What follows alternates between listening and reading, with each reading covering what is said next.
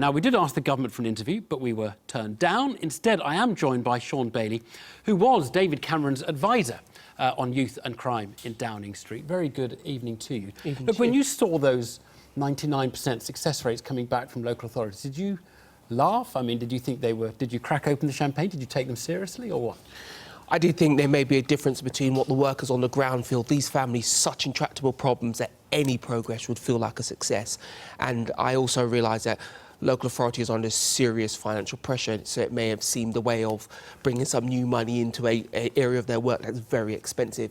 But social policy and 100% success, it would be a first. It would be a first. And they were being paid for declaring themselves, marking their own homework and saying they'd turn them around. Of course. Of course, you don't have to be very worldwide but in their defence, it's nonsense that they're turned 100% of the families around. In their defence, as a local authority, these families will be known to you. There'll be a tradition of failure here, and to have the ability to spend more time or more money on them would probably feel like some sort of success. OK, so they might have felt they'd achieved something. Yeah. I mean, the Prime Minister said last year, I can announce today, like he's making some big pronouncements, this is David Cameron, almost all of the 117,000 families we've started working with have now been turned around.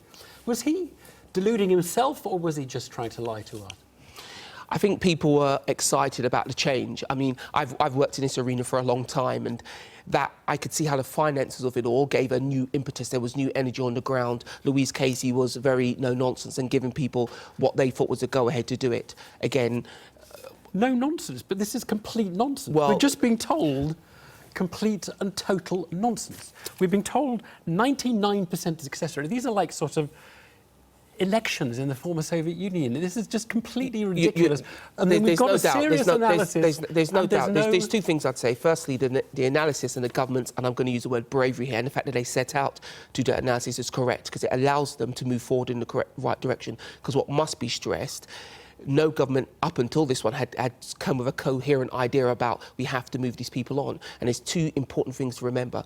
A, this is a massive cost to taxpayers, and B, it's about changing these people's lives around, because we cannot have a situation where we'll just accept that. So for the government to sort of champion this and enjoy what may have been not quite as much success as they had been led to believe.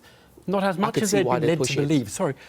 No success, no detectable, measurable effect, as opposed to the 99% success rates that the Prime Minister told us. I say it again. Did he know when he said almost all of the families have been turned around? No. Did he know that they hadn't been? He would have been acting off of the stats he was given. That's the way the Prime Minister works. He's given stats. And I can't sit here and defend what went on between the reporting, but what is commendable and what the government must not give up on now is this policy. Right. We do have to focus on these sets of people, because what's interesting is we look at it from a demographic view, we look at it from a financial point of view, but most people in that demographic survive and work very hard for their family. So we have to find a way of affecting these few families who fell traditionally. But have you not, by basically creating something which was window dressing a troubled families programme, where they didn't use real criteria to find the troubled families, and they didn't use real criteria to determine what help you're going to give them, you have actually taken what seems like a rather good idea and basically discredited it by producing a scheme that much I completely disagree with, because the analysis that gave you these figures, and they're correct, just face it, identified the correct things. Where your analysis was entirely wrong was the link to the riots.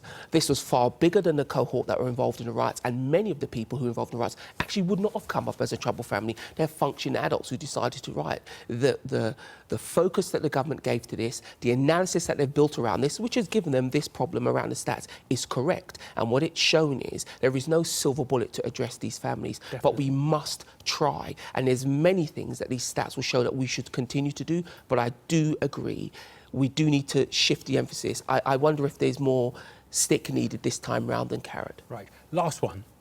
Should the government publish the analysis which Chris has been giving? Because we, the taxpayer, have paid for this analysis. We've been fed some figures that are clearly highly misleading as to the effectiveness of this programme. Wouldn't the right thing to do to say, dear taxpayers, here's the work that you have paid for, and you can have a look and assess? Because you called it brave that they've done the analysis. It is not brave for them not to publish the analysis. I 100% would publish, and there's two reasons I'd publish. I'd publish to get the wider community involved, and by that I mean all the professionals and the charities involved involved in the next step, because there must be a next step. This must not be abandoned. And secondly, it has been paid for. And we cannot chastise the government for trying a thing to benefit the country, and then when it doesn't quite work out, beating them up about the stats. We must look at the stats and take this thing forward. I still maintain it was a brave thing to do, and we should do more of it, but it definitely needs a change. Shaun, thank you very much indeed. Good to speak to you.